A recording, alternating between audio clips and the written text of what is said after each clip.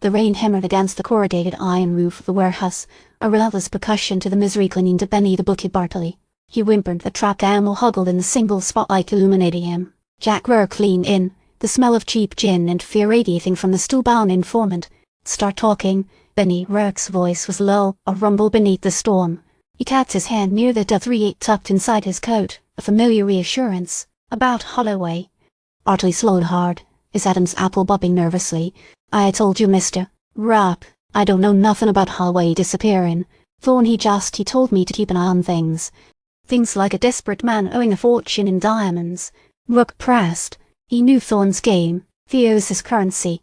Bartoli's eyes darted around the cavernous space, filled with stacked crates that smelled of salt and decay. He was in debt. Time. Thorne was impatient. "The diamonds. Where are they?" Rourke's gaze didn't waver. I don't know where they are. Thorne kept that close. Holloway was supposed to handle it." Rourke let out a short, humorless laugh. "Holloway's a coward, Benny. He wouldn't handle anything but panicking." He paused, letting the implication sink in. He was playing Thorne, wasn't he? Trying to double-cross him?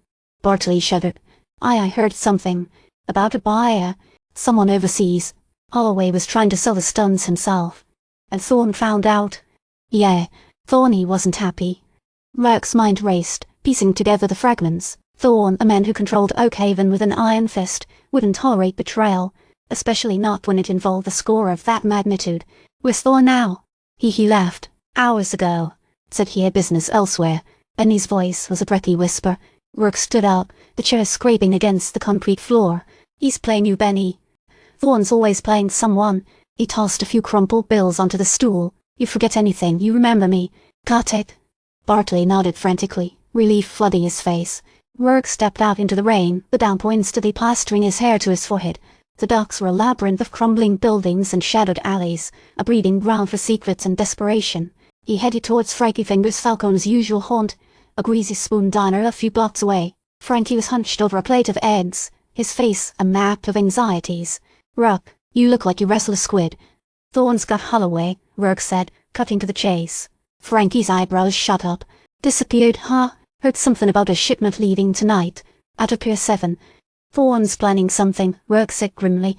"I need to know everything about that shipment." Frankie wiped his mouth with a napkin. "It's a cargo freighter, the Sea Serpent *, headed for Casablanca. Says it's textiles."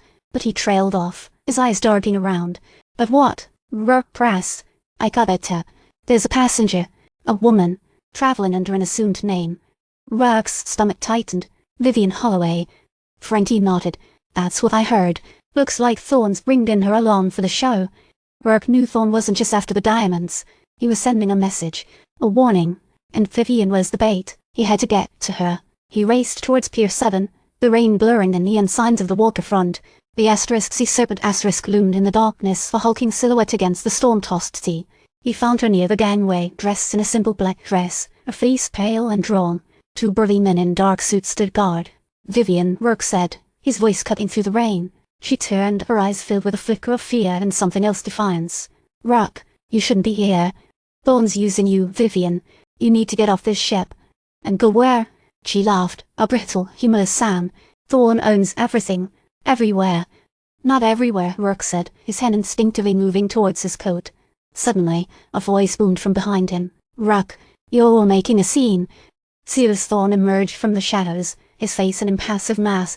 "I suggest you leave, detective." "This is none of your concern." "It becomes my concern when you kidnap a woman and traffic in stolen goods," Thorne, Rourke said, his voice steady. Thorne smiled, a slow, predatory curve of his lips. "You're a persistent man, Rourke. I admire that. But you're also a fool. You don't understand the rules of this game." "I understand perfectly," Rourke said. "You think you can control everyone, but you can't. You're playing with fire, Thorne." Thorne took a step closer, his eyes glinting in the dim light. "You're a liability, Rourke, a loose end, and loose ends need to be tied up." He nodded to his men. "Take care of him." The men lunged, but Rourke was ready. He ducked under the first one's clumsy grasp, delivering a swift jab to the gut. The second one came at him, swinging a club. Rourke dodged again, using the man's momentum to send him sprawling into a stack of crates. But Thorne wasn't fighting. He was watching, waiting. As Rourke belled the two men, he saw Vivian Holloway slip away, disappearing into the labyrinthine corridors of the ship. He managed to knock out the last of Thorne's men, turning to find Thorne gone. "You haven't won, Rourke," Thorne's voice echoed from the darkness. "This isn't over. Not by a long shot." Rourke stood alone on the rain-swept pier, the Sea Serpent looming behind him, its follow-on a mournful cry in the storm. Vivian was gone. Thorne was still out there, and the game had just begun. He pulled out a cigarette, the flame momentarily illuminating his grim face. He knew that whatever Thorne was planning, it would involve more than just stolen diamonds. It would involve betrayal, violence, and a darkness that threatened to consume them all. He just had to figure out how to survive it. He knew, with a certainty that chilled him to the bone, of the Sea Serpent and whatever Vivian Holloway carried with her was sailing towards a storm of its own.